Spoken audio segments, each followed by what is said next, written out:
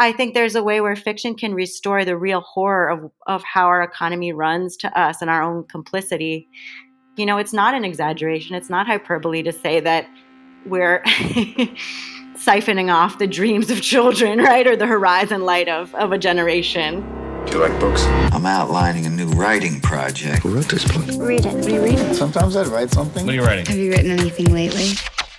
I'm Amanda Stern, and this is Bookable. On today's show, American Insomnia. Have you had trouble sleeping lately?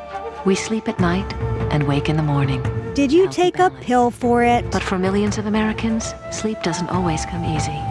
In America, this is how we treat even the minor things that ail us. But what if sleeping pills no longer worked? What if your insomnia was so acute it could kill you? Like, you think you know about insomnia? Well, our guest today... Exactly. She games out a scenario where an insomnia cure mirrors all the corporate greed we've come to expect from Big Pharma. And it's a nightmare. Time for an introduction. I'm Karen Russell, author of Sleep Donation. Karen Russell. In Sleep Donation, the world is suffering an epidemic of insomnia and an inability to dream with dire consequences. The novella explores what one possible treatment could look like, a sleep transfusion, and the organizations that might exploit it. And it started out as a vignette about this sort of nonprofit that took donations of sleep and dreams from healthy dreamers for insomniacs. So kind of a Red Cross organization, the Slumber Corps. But unlike the Red Cross, Slumber Corps has few restrictions on who can donate. Sleeping like a baby takes on new meaning with Baby A, an infant with the purest sleep, the calmest dreams, and the only one in the world with a universal sleep type. In other words, everyone wants what Baby A has. And it's in scenes describing that donation process that really set the tone of the book. So there's kind of like a Twilight Zone, Twin Peaksy helmet that the dreamer wears, and then you're anesthetized, you go under. And then I just sort of imagine like a thick fog fills the room, and there's, all kinds of, EKG looking monitors to make sure that the transfer is going okay. And the sleep just goes into some long, clear tube. I mean, in this world, it's possible to donate sleep like blood. And I think there's a way, that's the biggest ask of this novella, is that you just have to accept that this is possible. From Sleep Donation, page 13. For the next year and 7 months, Dory barely slept. Then the loss became total. The final day of my sister's life unwound with zero regard for the moon or the sun. She died awake after 20 days, 11 hours, and 14 minutes without sleep, locked flightlessly inside her skull.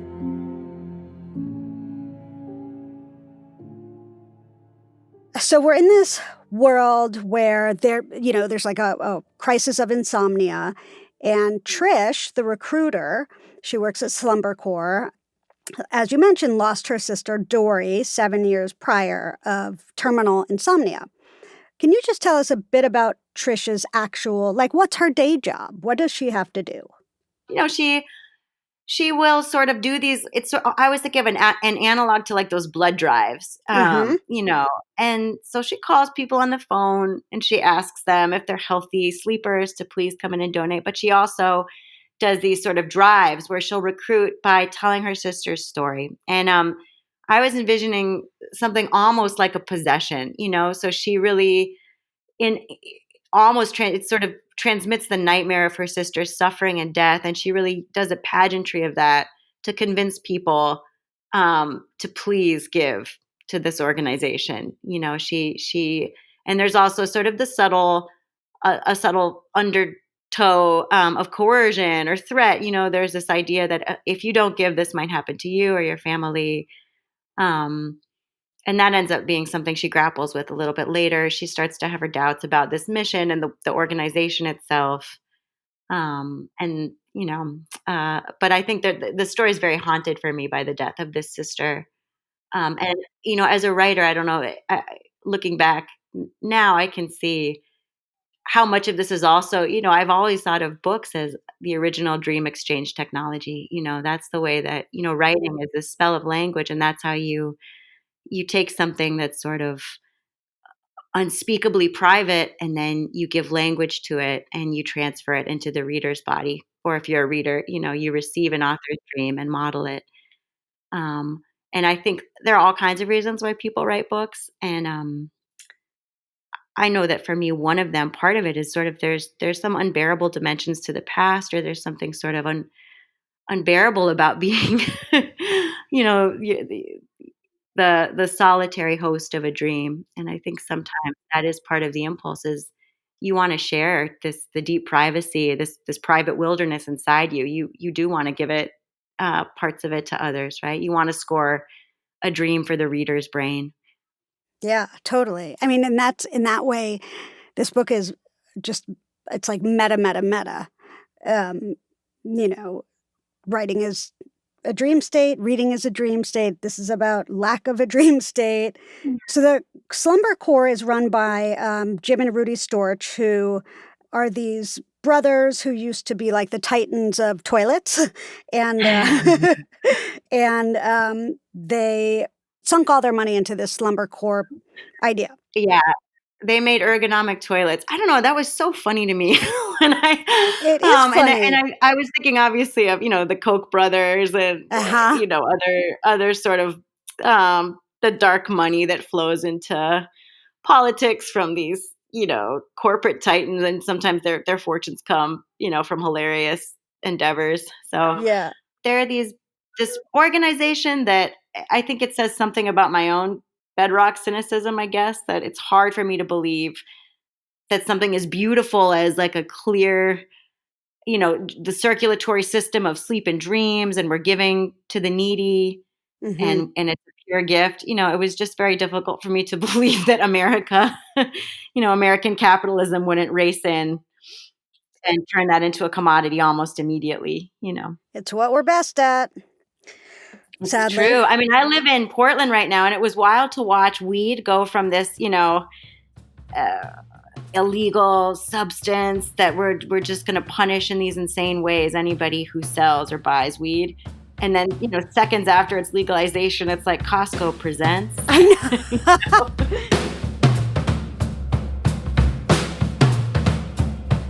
From Sleep Donation, page 6. We operate out of a Moby office, 6 interlocking trailers dry docked on a vacant downtown lot that the Corps leases from the city. The Labyrinth, Rudy calls it. A former FEMA engineer designed it as a temporary accommodation, a base camp for local teams working at the frontiers of the crisis. We've been working out of our tin cans for half a decade. Nobody suggests moving into a brick-and-mortar office. Nobody wants to peer through glass windows in a building with a foundation and admit that the insomnia emergency is now a permanent condition. So, how much sleep can the Sleep Corps drain from one person? Oh gosh, this is like a quiz I'm going to fail. I feel like We'll make it up. maybe, yeah, I really think, but there's a limit, right? You can only take like 6 hours at a time or something like that. Yeah, There's they're in the same way that like they wouldn't take gallons of your blood, right? It's they're like they're going to exactly. take maybe 6 hours and give you a little rest. Right. My mom is a really rare blood type, and I'm sure part of this, the horror of being overdrawn or drained. She's a very generous woman, and when I was a kid, I remember, my dad would complain. They would call all the time asking for donations, and in a way where it started to feel almost unsafe, but it was such a direct and simple way, right? She'd be like, "Well, I'm saving a life. I'm not going to say no." And I'm sure that imprinted on me as a kid, right? Just feeling like, oh, the need is so overwhelming, and my mom is such a generous person. And in the way, obviously she was never in real danger, but just thinking like somebody like my mom who really has a low immunity for others' requests Mm-hmm. and really is just one of the most beautiful people in her desire to help. I think mining was another metaphor that's just shot through this novella, because right, we're sucking all the aquifers dry, the literal aquifers. Why wouldn't we do the same thing to the materials? And we have an economy that it uh, we're everyone is encouraged to think of themselves as parts in labor. You're you see it everywhere right now. I mean, this is just it's just fact. People do sell their plasma. People do, um, there are kind of gruesome stories about forced organ donation, and it's a scary world. Yeah, it reminds me of The Immortal Life, Henrietta Lacks. Yes, Yeah, yes, I kept on thinking about that theft of her cells, um, yeah, from one woman without knowing that she was right. donating these cells that, perpetuated forever and saved a lot of lives. And I think that's what it was. I absolutely right. And there's something terrifying. I mean, I didn't realize that, I gave birth sort of recently. You sign these forms and you actually are giving away. It's a big giveaway of, I mean, I was happy to donate a placenta, and even that is such a strange thing to treat legally, but there's all kinds of, biological giveaways that are happening, and oftentimes for profit. It's not necessarily like you're furthering science. It's like these are going to be resold on a secondary market, and that's scary. That is terrifying You because have to, read the forms the next time you give birth. Yeah. No, I mean, but like lots of medical procedures, there are these riders where it turns out like some of your genetic materials are going to be, kind of resold to private institutions. I know that sounds really paranoid, but I'm gonna get you better information on this, Amanda. Well, I feel like I'll just wait 5 years and bid on it on eBay. Yeah. Just buy it back.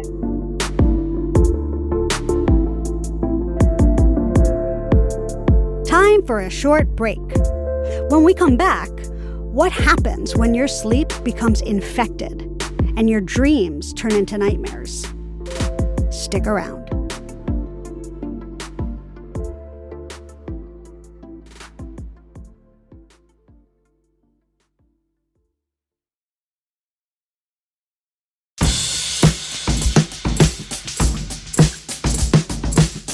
Welcome back to Bookable. I'm Amanda Stern here with Karen Russell, author of Sleep Donation.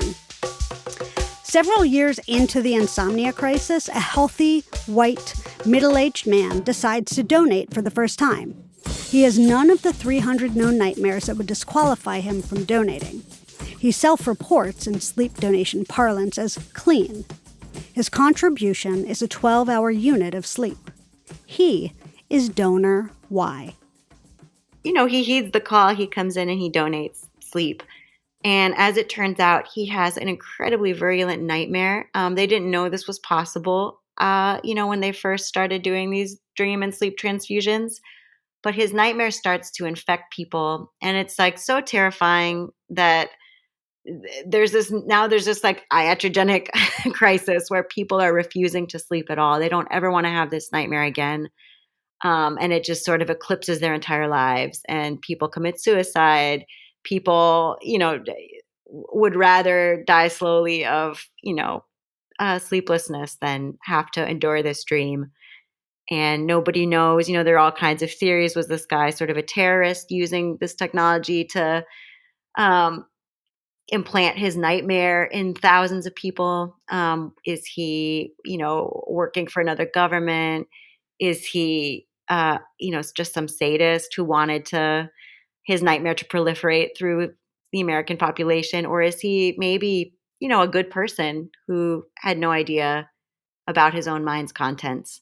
And I think it's sort of that last possibility that is the scariest one to me. Just some, the way that we can be deeply unconscious of what's inside us, and um, something escaping your body and working its way, damaging others. I think that's a real ancient fear. Yeah, but I think it's also like a current fear in a lot of ways too, like spreading the herpes virus or spreading, Oh my the spread gosh, of yes. AIDS. And, people either knowingly spread things or they just go and they have sex and spread the disease they didn't know they had. Yeah. You know, Yeah, with the coronavirus, that was a real paradigm shift for me early on. In the very early days, when suddenly flatten the curve became kind of that was ubiquitous. Everybody suddenly was an epidemiologist talking about flatten the curve. And I think that language I found so effective because it helped me to understand I'm a vector of contagion, right? It's not just sort of I'm assuming a personal risk when I go around. It was I could be spreading this thing. I could be an asymptomatic carrier of it.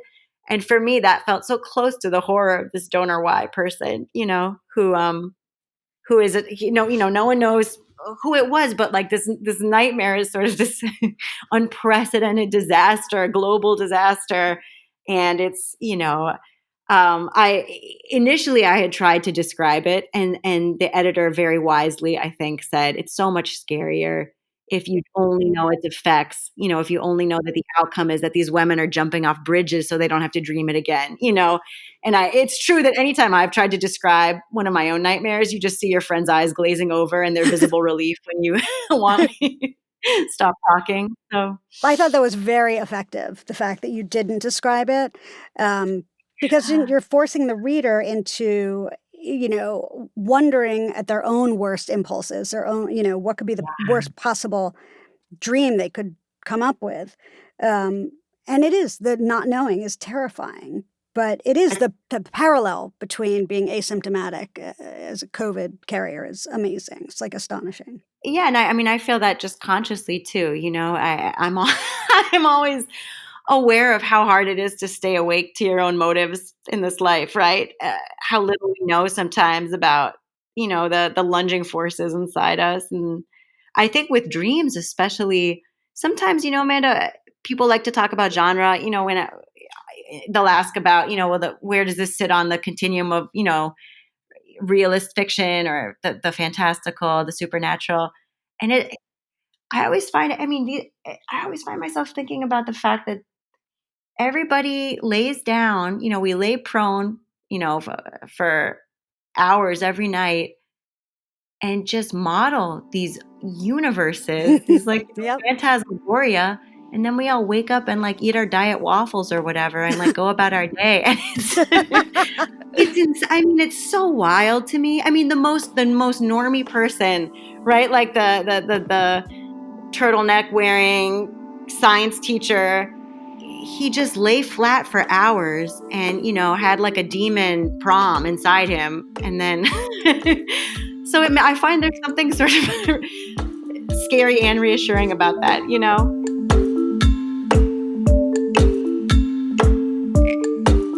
From Sleep Donation, page 151. What if all donations dry up after the core scandal breaks and more people suffer? What if Jim is a good man, a good thief, doing something ugly but necessary, as he told me, accelerating the science that will lead to a cure, and I've just made a horribly short-sighted mistake? But I find another theory far more plausible. That Jim's plan was never to unlock the cure for the insomnia crisis, but to fill his own pockets. Perhaps the core shadow objective has always been to create new global markets for the most precious commodity of our time. And this is the scenario that closes my throat.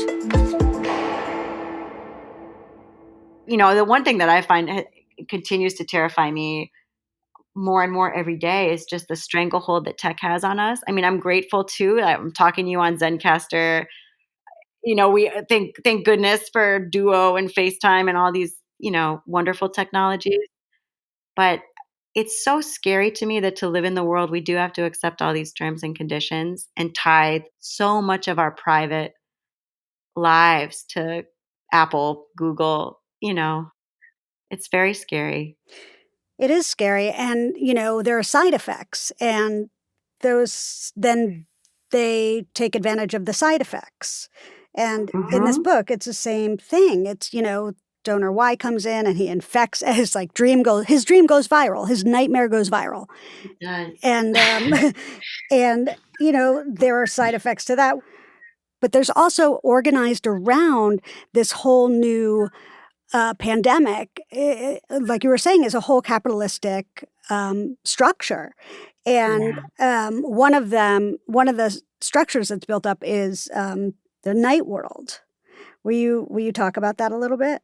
Yeah, I sure will. I love this idea of these night worlds that felt also very um, plausible to me. I live in Portland right now, where we had our own version of a night world. We had something called the safe sleep policy, um, which was, beautiful in its intent to sort of help unsheltered people have a safer place to sleep.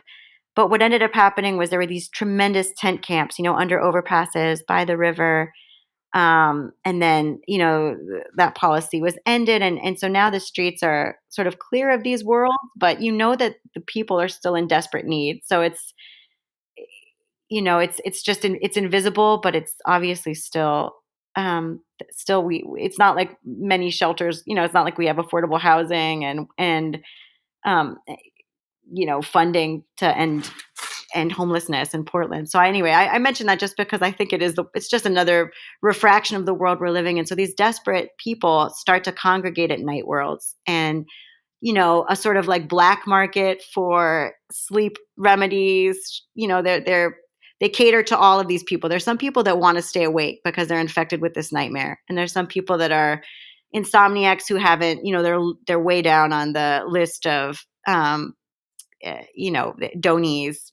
They haven't received a sleep donation, so they go to these kind of black market speakeasies and these tents at the edges of towns. I was just picturing those, like the fairgrounds that feel so abandoned most of the year, being overtaken, like mushrooms sprouting up after a heavy rain, all of these kind of tents. And I think that is a more kind of whimsical Wizard of Oz-y section, where there are these poppy fields that people can pay to unroll a mat and just, sleep under the moon in these poppy fields and, drink these dubious, lullaby cocktails or just, buy oblivion prods, buy birds whose singing is supposed to reprogram your brain.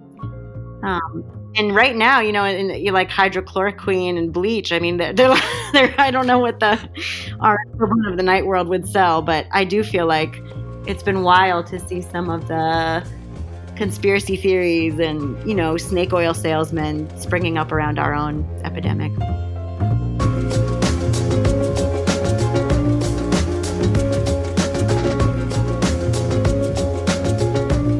Karen Russell, author of Sleep Donation. It's published by Vintage Contemporaries and is available now. Bookable is a production of Loud Tree Media. I'm your host, Amanda Stern, 5 feet tall but a giant in my dreams. We're produced by me, Bo Friedlander, and Andrew Dunn, who also mixed and sound designed the show. Bo is Loud Tree's editor-in-chief. Find us on the web at bookablepod.com, and please subscribe and rate us 5 stars on Apple Podcasts or wherever you get your shows.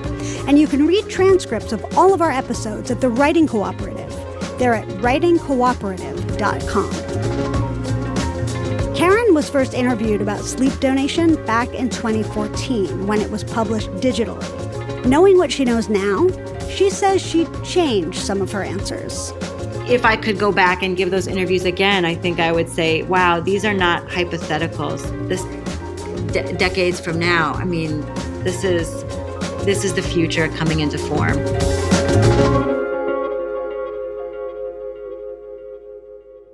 This is Bookable.